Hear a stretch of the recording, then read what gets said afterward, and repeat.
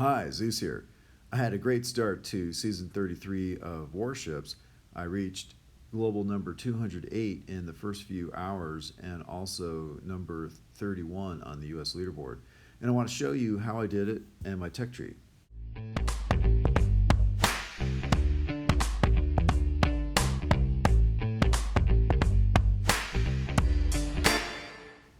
So first I want to show you my level 15 boss battle. Unfortunately, the live recording didn't take, so I have to show you a replay. So the key to success with this season of Warships in the beginning is Riflemen and Bullit. And often you have to do a split drop with some troops between 2 and 3 landing craft of Riflemen on the left and the rest on the right. And you have to have level 4 barrage to be competitive. So that's how I did it. The bases, are often very different. There really isn't a perfect base yet that people have figured out. And sometimes you have to do a flare to get your troops where you want them to go faster. So this one, that's what I did. And to the extent that you've got any extra gunboat energy to do a barrage, it's really important to do that to lower the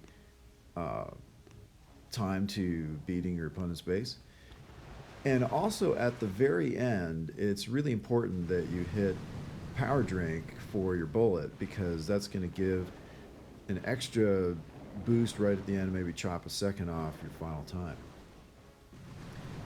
So you have to think through, how are your troops going to drift?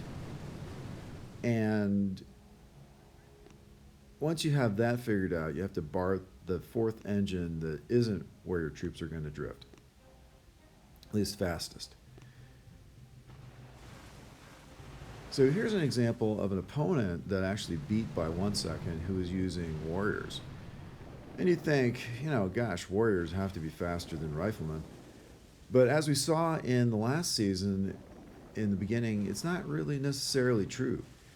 I did very well with warriors, but it isn't foolproof, as you can see right here.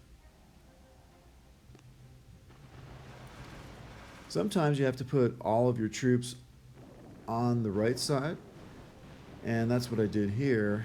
And the way that the base was configured, it was that engine there that I had to bar on the left in the back, and that worked out really well for me.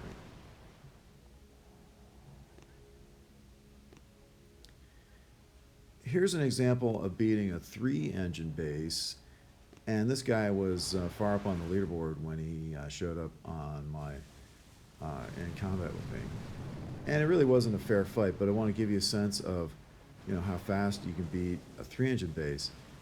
This time I actually flared to the engine on the right, but you can flare between the two, and that can actually be a little bit faster. So if you're still down in 3 engines, it's a really quick way to take down a base. So I'm not going to show you the battles that I lost, and then here's the last one that I did win. And this time I actually put 2 landing craft of riflemen on the left and all the rest on the right. And looking at how the base was going to drift,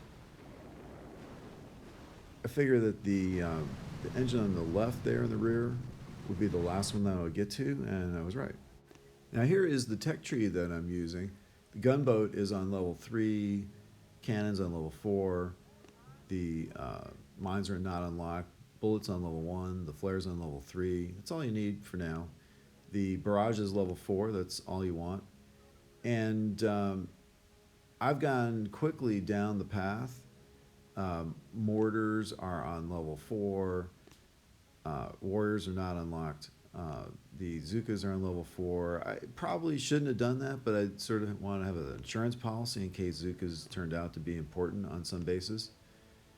And that one guy that I was going up against had that amplifier that worked out pretty well for him, but I did beat him. And then next is bombardier, artillery, and choppa, rocket choppa. And that's going to be pretty awesome if I can get quickly to rocket choppa.